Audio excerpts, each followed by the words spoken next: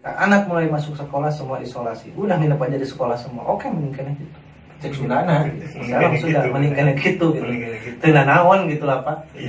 Teu naon lah gitu kajeun keneh. Guru mah sakali ewan helom di sekolah lah gitu Pak lah, sekurang kampung mah.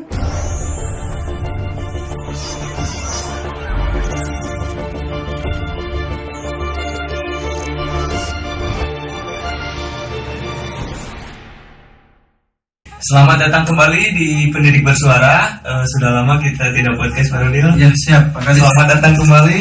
Apa kabar, Pak Kadis? Alhamdulillahirabbil alamin. Lama tak ketemu ya. Lama tidak bertemu. Saya lihat perubahan yang banyak juga dari studio, luar biasa. Iya. Karena Pak, ini ada suatu hal yang ingin saya tanyakan, Pak. Siap Pak Kadis, siap. Saat ini ternyata memang semakin resah Pak nih. Semakin resah karena nggak sekolah Pak. Udah lama juga ya nggak sekolah. Udah lama nggak sekolah. Tetap ada kebijakan lagi, perpanjang lagi. Nah, itu, seperti itu ya. Iya. Gimana nih pendapat Pak Rodil tentang sekian lamanya kita tidak sekolah nih? Dengan beberapa kebijakan yang kalau pemirsa juga tahu mungkin yang lain Pak, kayak mall, objek wisata itu buka loh Pak. Mall ya, mall. Iya, mall dulu, Mallan. Ya banyak ya, jadi objek wisata, kemudian pasar, swalayan, supermarket itu semua dibuka. Iya. Mungkin nggak tahu juga kebijakannya gimana, tapi kalau sekolah tutup, yang umum tapi kalau dinia, sekolah agama ya, dinia itu berjalan. Tapi kalau sekolah umum nggak tahu kenapa kebijakannya sampai saat ini belum bisa juga tuh untuk melaksanakan kegiatan belajar mengajar. KBM-nya tidak bisa dijalankan dulu katanya. Memang kita mengacu ke keputusan 4 Menteri Pendidikan, Kesehatan dan lain-lain ya. Cuma yang di benak saya gitu, kenapa seperti tempat wisata, pasar, swalayan, supermarket dibuka, tapi sekolah enggak. Saya mendengar berbagai macam alasan. Yang dikhawatirkan adalah satu, ketika dari perjalanan menuju sekolahnya yang dikhawatirkan. Padahal di daerah-daerah banyak juga orang tua dari siswa ini yang bekerja di pasar. Oh iya, betul. Ya, kalau kita berbicara yang dikhawatirkan itu perjalanan dari sekolah, takutnya terpapar sehingga bisa menyebabkan terdampak. Orang tua siswa juga banyak yang kerja di pasar. Sama lah, mereka juga ya masih banyak lah yang tidak memiliki kendaraan pribadi, masih menggunakan angkutan umum, sama kemungkinan besar terpapar. Pulang ke rumah mungkin saja bisa bertemu dengan seperti itu. Sebetulnya kalau kita analisis, berdasarkan analisis saya itu, kalau misalkan sekolah justru lebih apa ya namanya, lebih terisolir sebetulnya. Anak berangkat dari rumah ke sekolah udah di lingkungan itu saja, tidak ada lingkungan dari luar. Beda dengan di pasar. Kalau di pasar pasti berkerumun orang itu banyak. Iya. Dan bukan dari satu daerah juga. Kalau sekolah memang kalaupun ada dari luar daerah, ya kemungkinan besar sambil pesantren. Berarti kalau sambil pesantren masih di lingkup itu, masih di lingkup daerah kita. Iya, tapi kalau misalkan seperti pasar, itu pasar kan seperti distributornya seperti sayuran dan sebagainya, itu pasti dari luar kota juga banyak. Iya. Tapi katanya Pak, alasannya itu untuk meningkatkan ekonomi gitu. Pasar, padahal kan gini, kalau disimak dari beberapa sumber yang saya dapat ya Pak ya, pasar itu jadi faktor utama kembalinya lagi nih COVID ini nih terstruktur lagi, tersebar lagi itu pasar, karena dibukanya pasar gitu katanya. Bisa jadi juga sih sebetulnya. Ya banyak juga, bahkan kemarin saya sedikit mengkritik mungkin ya. Demo di Jakarta yang di depan gedung DPR itu. Iya. Itu kan kerumunan luar biasa tuh. Saya heran kenapa pemerintah bisa mengizinkan itu terselenggara. Padahal kan itu bisa jadi media untuk semakin banyaknya yang terpapar COVID-19 dengan berkerumunnya masa itu yang sebanyak itu. Makanya banyak hal yang membuat saya heran. Demo diizinkan, sekolah enggak. Ini diizinkan, sekolah enggak. Kenapa? Gitu kan? Harusnya ada penjelasan yang lebih terperinci, bukan hanya sekedar mohon maaf edaran tanpa maksud dan tujuan yang jelas, dengan alasan yang jelas gitu. Kalau misalkan alasannya karena faktor perjalanan dari rumah ke sekolah, itu saya rasa bisa diantisipasi, misalkan dengan contoh kita adakan saja himbauan ke orang tua atau surat pernyataan fakta integritas kepada orang tua yang isinya menyatakan kalau misalkan anak sekolah bersedia orang tua untuk antar jemput anaknya, yang misalkan jarak dari rumah ke sekolahnya agak jauh, kecuali yang dekat-dekat sekolah bisa jalan kaki, itu tidak terlalu riskan sebetulnya karena tidak akan terlalu bersentuhan dengan yang lain. Nah, yang jauh bisa enggak nih, misalkan mau enggak nih kita bikin fakta integritas, kita bikin surat perjanjian bahwasanya selama situasi belum normal sepenuhnya, belum kembali seperti biasa, orang tua mengantarkan anaknya, kemudian setelah selesai pulang sekolah menjemput anaknya. Supaya apa? Supaya tidak naik angkutan umum misalkan, kalau memang alasannya karena di jalan itu, karena di perjalanan menuju sekolahnya. Saya rasa akan setuju saja orang tua dengan seperti itu. Bahkan sekarang muncul lagi nih berita-berita ketika udah mau masuk sekolah, banyak berita yang bermunculan. Sekolah A ditutup, sekolah B dicabut izin operasionalnya, sampai ada narasi satu sekolah dicabut izin operasionalnya sama Satpol PP. Hey, Satpol PP itu nggak ada kewenangan mencabut izin operasional. Ya, jadi jangan menyebarkan berita kembali lagi berita hoax yang ada itu. Kayak gitu. Akhirnya apa? Sekolah-sekolah yang lain takut. Sekolah-sekolah yang lain takut. Padahal nggak masalah menurut saya pribadi, nggak masalah. Yang jelas pemerintah coba mengeluarkan aturan itu dengan alasan yang tepat. Jangan sampai masyarakat yang semakin cerdas ini juga bertanya-tanya, pasar dibuka, ini dibuka, sekolah kapan mau dibuka? Katanya kayak gitu. Kami dari pihak pengajar, pendidik ya kadang bingung juga harus menjawab seperti apa.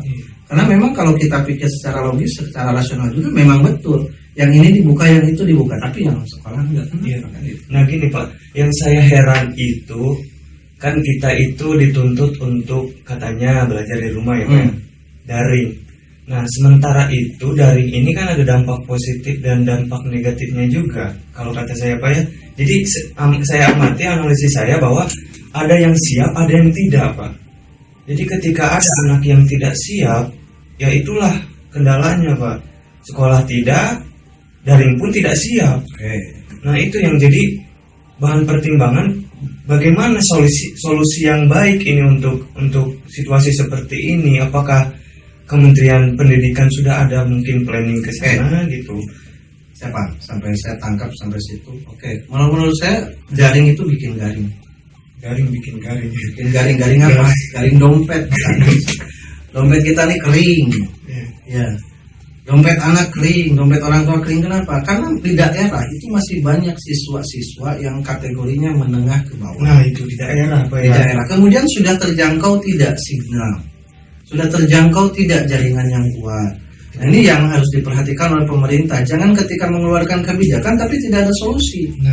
Kecuali kalau seperti ini misalkan, pemerintah mengeluarkan kebijakan daring, bantuannya dong Pak.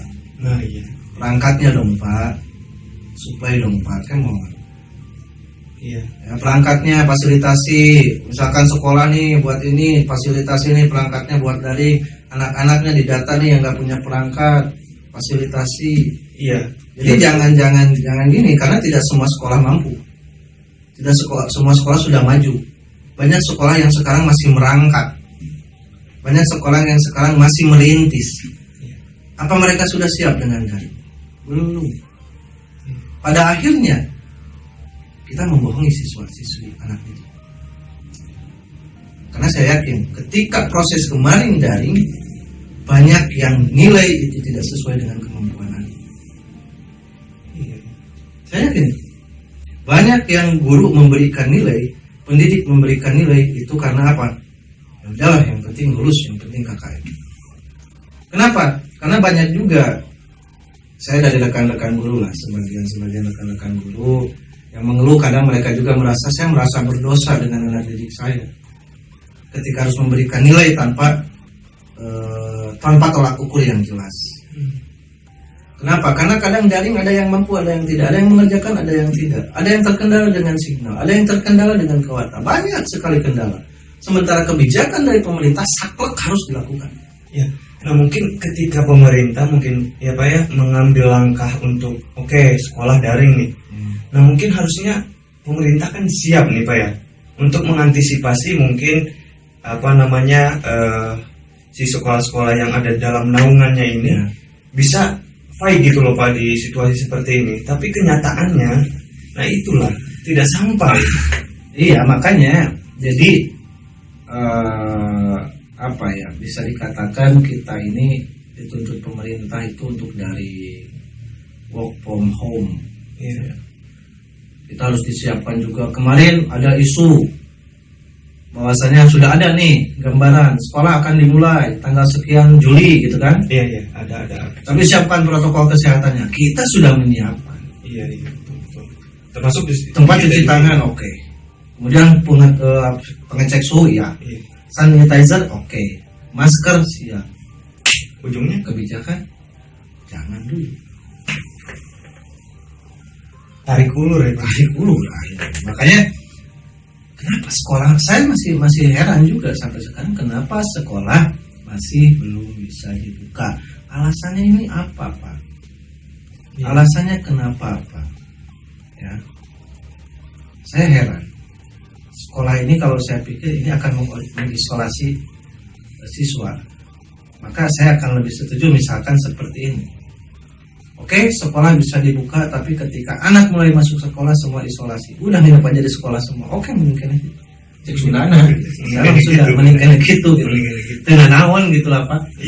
Tengah naon lah gitu kan jeung kene guru mah sekali ewan enak di sekolah lah gitu Pak lah, sekurang kampung mah. Gitu makanya. Jadi masuk sekolah udah semua nginep. Jadi sekolah sekaligus asrama.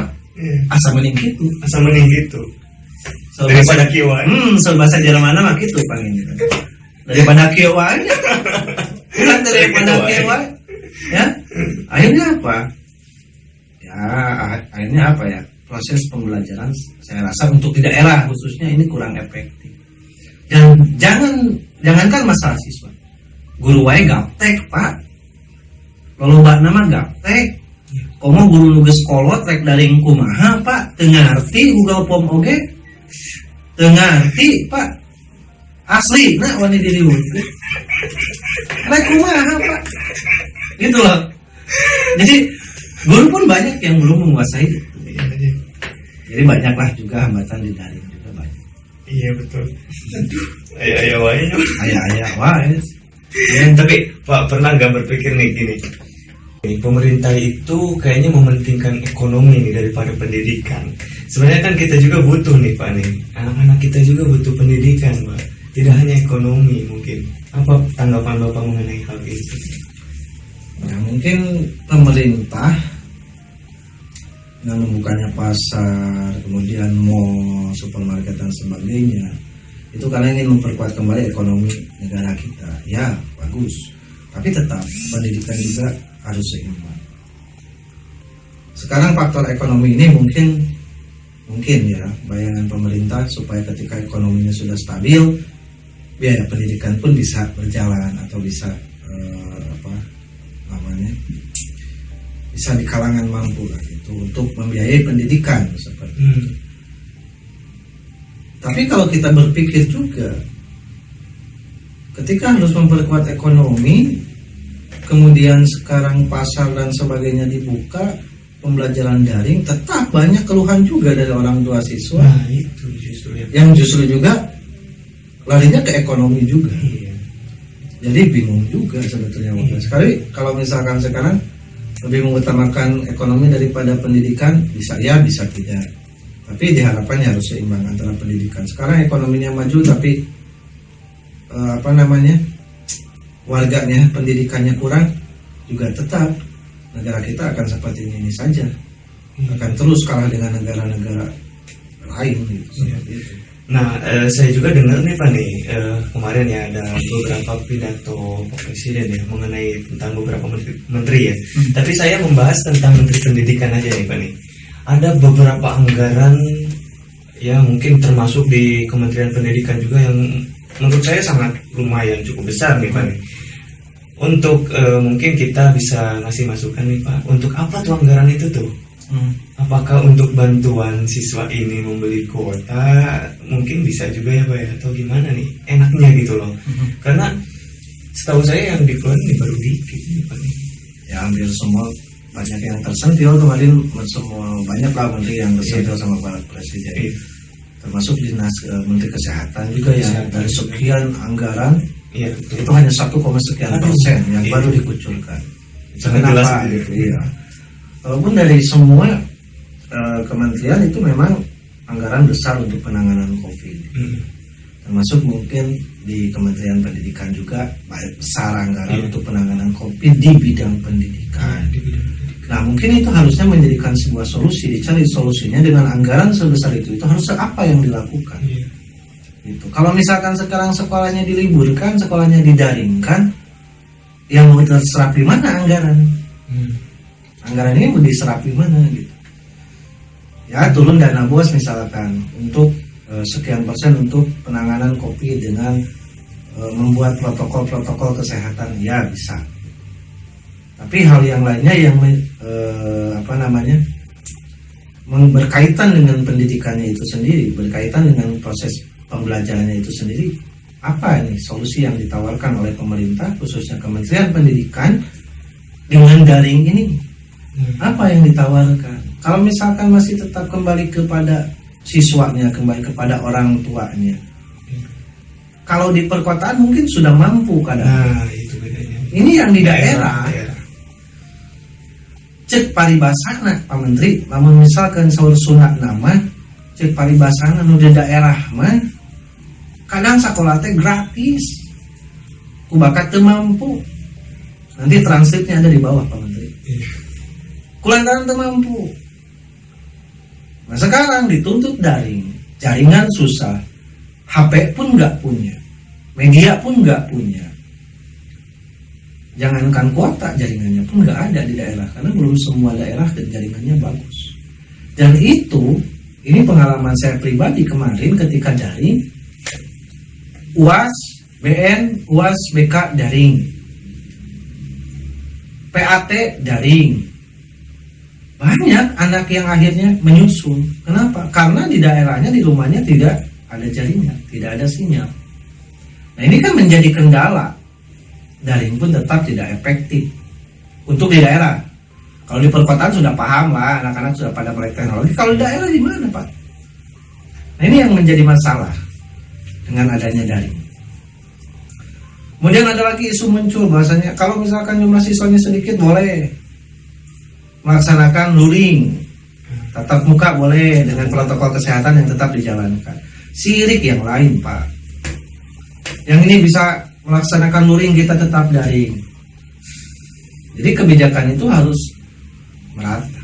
Kebijakan merata. Kebijakannya tidak berat sebelah juga. Iya, karena kalau misalkan yang ini boleh, yang ini enggak, ini timpang Pak. Gitu. Jadi salah satunya mungkin masukan juga ya Pak ya, agak dipercepat lah gitu Pak ya, untuk penurunan anggaran juga karena sayang kalau misalnya sekarang dilambat-lambatin. Ya kalau misalkan ini anggaran tersebut dialokasikan untuk misalkan sarana prasarana penunjang untuk daring ini ke sekolah, oke. Kemudian ada subsidi untuk siswa-siswi juga. Nah, Nah, ini mungkin akan berjalan Pak. Karena keluhan-keluhan yang banyak lah khususnya dari sekolah-sekolah yang masih kecil lah, kemudian yang masih di daerah itu gitu, siswa juga banyak yang mengeluh daring habis kuota dan sebagainya. Bahkan ada nih yang unik, ada satu sekolah pernah berbincang dengan saya bahasanya sampai ada satu orang tua datang ke sekolah dengan bahasanya seperti ini. Ini kalau kata Sundanya kayak ini, Pak, daripada daring madatos teu kapesel kuota teh wios lah abi nu sumbing ka sakola nyenak soal ku abi dipasih-pasihkeun sampai seperti itu. Jadi Pak, kita udah nggak mampu nih beli kuota. Udahlah Pak, saya datang ke sekolah, saya ambil soal, nanti saya bagikan ke rumah-rumah. Sampai ada yang berani seperti itu. Orang tua, kenapa? Karena daring ini mungkin ya lumayan juga gitu, lumayan berat untuk mereka. Nah ini banyak problem, pasti banyak problem, banyak masalah, banyak positif negatifnya dari pembelajaran daring juga banyak. Bahkan mungkin di zona hijau sekalipun itu tidak aman, bisa saja tidak aman. Kenapa? Karena sebetulnya kayak ini menurut apa ya, analisis saya bukan ahli tapi mencoba menganalisis. Corona ini musim karena corona nggak akan hilang. Sama halnya DBD, TBC. Iya, betul. Dulu TBC booming, hilang nggak TBC? Enggak, masih ada. Enggak. Demam berdarah booming. Sekarang demam berdarah hilang nggak? Masih ada. Corona pun demikian, akan tetap ada. Maka kalau kita menunggu stabil, corona ini nggak akan hilang, akan tetap ada.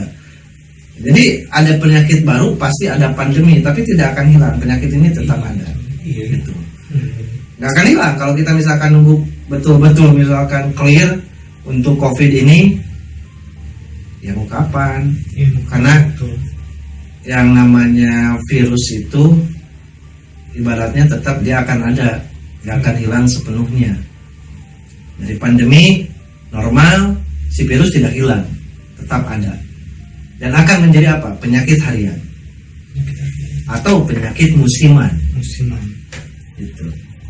DBD dulu booming, kemudian MERS dulu booming juga sama. Hilang nggak MERS? Masih ada. Ebola kemarin pernah, hilang nggak? Sekarang normal, tapi mungkin akan terjadi lagi. Suatu saat akan ada misalkan musim Ebola kembali ya.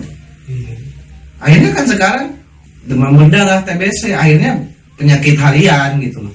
Yang ke rumah sakit TBC, yang ke rumah sakit TBD, tapi tidak pandemi gitu karena mungkin imunitasnya sudah mulai terbentuk, kemudian vaksinnya sudah ada. Corona pun nggak akan hilang, Pak. Jadi apa salahnya sekolah kita buka? Apa salahnya? Apa salahnya? Soalnya kan kembali lagi kata pakar virologi juga, ya nggak bahaya, 14 hari itu nggak bahaya sebetulnya. Menyebabkan kematian itu karena imunitas kita yang jelek ya. Itu jadi sebetulnya selama protokolnya itu masih dijalankan, ayo sekolah lah gitu Pak. Iya. Kasihan juga yang anak-anak yang memang orang tuanya kurang mampu, kemudian harus dituntut daring karena tidak mampu, akhirnya bingung juga. Dan saya rasa proses pembelajaran pun kurang efektif Pak untuk di daerah. Nah iya Pak, karena kan gini loh, saya amati juga kan karena si penyakit ini tuh menyerang imunitas ya Pak ya. Menyerang imunitas dan juga psikologi juga ya Pak ya. Kalau misalnya kita ketakutan, sangat ketakutan, itu mungkin akan lebih cepat terkena. Nah untuk situasi anak-anak kita nih sekarang yang dilarang sekolah gitu, dan juga ada disuguhkan beberapa informasi tentang COVID ini semakin gencar lah gitu di media, ada beberapa jumlah korban sekian gitu kan. Dan itu pun belum tentu mungkin banyak. Saya nggak tahu. Sudah nggak terlalu. Tidak terlalu memperhatikan. Jadi kalau dulu pertama pandemi Pak Karis saya Memang, ya. memperhatikan, wah ini jumlah terus meningkat. Iya. Kalau sekarang saya pribadi rasanya saya nggak peduli lah jumlah mau berapa, mau meningkat atau gimana gitu loh. Maksudnya bukan nggak peduli. Saya misalkan sok jago nggak akan terkena corona misalkan, ya memang saya tetap berdoa jangan sampai saya terkena COVID gitu. Tapi sudah tidak terlalu mengikuti perkembangan jumlah korban COVID ini berapa. Iya, karena kita juga kan dikasih protokol juga Pak sama pemerintah, katanya kita ini harus bisa memulai dari kebiasaan baru kan, normal itu sendiri. Nah apalagi yang harus dikhawatirkan, misalnya kalau misalnya sekarang sekolah dibuka nih, kita sudah melakukan kebiasaan yang normal ini gitu kan. Iya. Jadi antisipasinya juga sudah ada gitu. Kalau saya pribadi ini sudah merasa normal-normal saja. Kenapa? Karena udah banyak orang-orang yang bolak-balik mall, bolak-balik pasar. Ini udah merasa ini udah nggak ada sekat lagi kalau gini. Cuma yang menjadi masalah sekat di sini, kenapa kok sekolah sampai sekarang belum ada kebijakan sekolah boleh berjalan? Yang heran itu Kenapa gitu loh? Kenapa sih Pak? Ayolah Pak. kasihan lah anak-anak kita ya. Satu, kasihan anak-anak. Dua, kasihan guru Pak. Guru itu kasihan. Kenapa? Mereka juga rindu dengan anaknya. Anak pun rindu dengan gurunya. Jujur Pak ya. Kasihan. Para anak-anak aja yang sekarang misalkan mall dibuka, pasar dibuka, wisata dibuka, belum tentu anak diam di rumah. Pasti mereka pun jalan-jalan. Iya. Kalaupun tidak, pasti mereka karena tidak ada kegiatan, carilah mereka kerja. Akhirnya apa? Bersentuhan juga dengan yang lain. Iya. Serba salah. Kenapa sih? Ayo Pak, bukalah sekolah. Yang mudah-mudahan ini bisa dilihat juga nih video ini oleh Pak Menteri, oleh Pak Gubernur, Beberapa staf kementerian Nah, juga nanti ada yang ini bukan kita tidak pro dengan kebijakan yang dikeluarkan pemerintah Pak. Iya. Tapi ini mungkin kritik ya Pak. bisa dibilang kritik, bisa dibilang juga curahan hati Pak dari Curahan kami hati. selaku Curahan pendidik hati. ya, yang merasa dianaktirikan dengan sekolah tidak dibuka sampai saat ini, sedangkan pertokoan, mall dan sebagainya, wisata ini sudah dibuka. Kita seolah-olah dianaktirikan di dalam dunia pendidikan. Iya, betul. Jadi bukan kita tidak pro dengan kebijakan. Sampai saat ini saya masih, sekolah saya, kemudian sekolah yang lain masih ikut dengan keputusan pemerintah bahwasanya untuk sekolah belum boleh dibuka. Iya. Tapi ini hanya menjadikan sebuah kritikan dia, sebuah saran dia, dan sebuah curahan hati yang menjadi intinya bahwasanya kami ingin sekolah dibuka. Iya, betul. Jangan. Jadi bukan berarti kita berbicara seperti ini tuh kita di belakang sudah melanggar pemerintah gitu enggak. Nah, ini hanya apa ya, keresahan Keresahan pendidik yang sudah berbulan-bulan tidak ke sekolah. Ya, walaupun guru kemarin sudah ada kebijakan guru boleh ke sekolah tapi siswanya belum. Ya, sama-sama aja Pak, mending dibuka sekalian gitu. Gitu kan Pak. Jadi ibaratnya kita datang ke rumah makan tapi nggak makan gitu. Karena nggak ada siswa gitu. Iya, baru kan emang ya jujur aja Pak ya, saya juga sebagai pendidik jadi sangat rindu lah gitu. Iya, sangat rindu, betul. Greget kadang. Kopi dulu lah Pak, biar agak panik. Kopi dulu. Iya Pak, jadi ada lagi nih satu pertanyaan lagi, mungkin ya ini adalah suatu masalah yang terjadi di sekitar kita Pak. Oke. Apa tuh? Bahwasanya apakah betul tidak menurut Pak Rodel nih di masa pandemi seperti ini, kan sekarang tahun ajaran baru nih Pak ya, susah loh dapat murid Pak. Siswa baru ya? Iya, siswa baru kita nih sekolah. Untuk mungkin kalau sekolah-sekolah besar ya gampang lah, karena mindsetnya ditanya sekolah mana, misalnya favorit. Nah ini yang sedang berkembang Pak. Ya. Ini kesusahan mencari siswa. Aduh, yang saya lihat seperti itu. Bagaimana? Itu mungkin pengalaman pribadi sekolah Pak Kanis barangkali. Iya. Oke. Betul. Kalau masalah itu mungkin ya untuk sekolah yang masih dalam tahap berkembang, masih dalam tahap merintis, akan sulit. Kenapa? Harus mengenalkan sekolah. Caranya dengan mensosialisasikan sekolah. Berbeda dengan sekolah yang sudah besar. Apalagi sekolah sudah punya nama dengan sekolah favorit misalnya. Atau sekolah negeri itu anak sudah tahu. Ke negeri, ke sekolah favorit itu sudah tahu. Gak perlu sosialisasi lagi kalau sekolah besar seperti itu. Otomatis siswa pun akan datang ke sana. Kalau sekolah yang masih tahapnya merintis, tahapnya masih mau berkembang, masih baru merangkak istilahnya, yang baru 1, 2 tahun, 3 tahun berjalan, akan sangat kesulitan mencari siswa, apalagi di masa pandemi. Kenapa? Karena kemarin-kemarin itu tidak ada sosialisasi. Door to door pun kesulitan. Kenapa? Karena ada social distance. Social distance yang menjadi Iya, kenapa? Akhirnya mau berkunjung pun sekarang door to door cari siswa untuk mengenalkan sekolah susah, datang ke sekolah siswa pun nggak ada, Iya. akhirnya kesulitan. Nah, kalau saya rasa coba deh Pak Karis mengundang narasumber lain selain saya, Boleh. apalagi biar lebih cocok itu kepala sekolahnya tuh langsung. Kepala sekolah. Siapa yang bisa dikontak nih, siapa yang bisa diajak podcast nih, seorang kepala sekolah yang bisa menyampaikan satu kegelisahannya di masa pandemi, yang kedua kebenarannya bahwasannya apakah iya sulit mencari siswa atau tidak. Jangan kepala sekolah yang sudah besar sekolahnya, tapi sekolahnya yang baru berjalan, baru mau berkembang gitu, yang masih menggunakan pola sosialisasi gitu kepada sekolah-sekolah. Nah, coba cari, ini mungkin bisa dibilang request juga, cari narasumber yang lain yang bisa nanti menyampaikan juga kebenarannya bahwasanya ya atau tidak sulitnya mencari siswa di masa pandemi. Baik Pak. Mungkin saya akan menghubungi beberapa ya Pak yang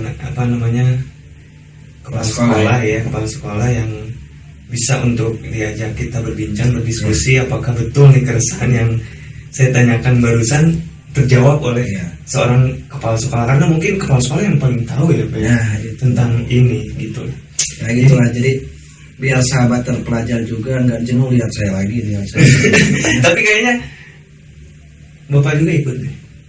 Kalau boleh, kalau misalkan kebetulan waktunya luang, Iya. ya. Tapi kalau Mudah-mudahan. kebetulan misalkan ada agenda, ya saya mohon maaf, misalkan tidak bisa ikut di podcastnya nanti. Ya, jadi untuk pemirsa di rumah, nanti selanjutnya mungkin saya insya Allah akan mengundang narasumber yang baru dan juga parodilnya itu sendiri. Jadi ada 2 narasumber. Itu akan menjadi perbincangan dan diskusi yang sangat baik nanti untuk keresahan yang saya tanyakan barusan. Sekian dari saya. Siap Pak Karis. Ada tambahan? Nggak usah lah. Tidak ada. Oke. Tambahannya Mungkin saya menagih lagi slogan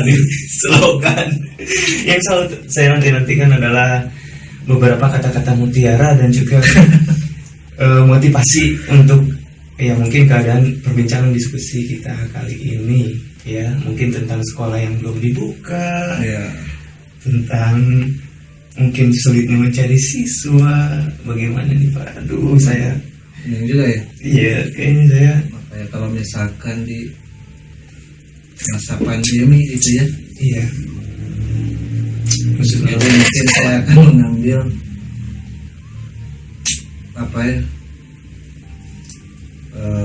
belakangnya I semua. Boleh. Belakangnya iya. Teruntuk Pak Menteri, Yes. di masa pandemi saya inginkan solusi bagaimana sekolah dibuka lagi. Wis. Terima kasih. Mudah-mudahan didengar. Terima kasih, sekian dari saya. Wassalamualaikum warahmatullahi wabarakatuh. Waalaikumsalam.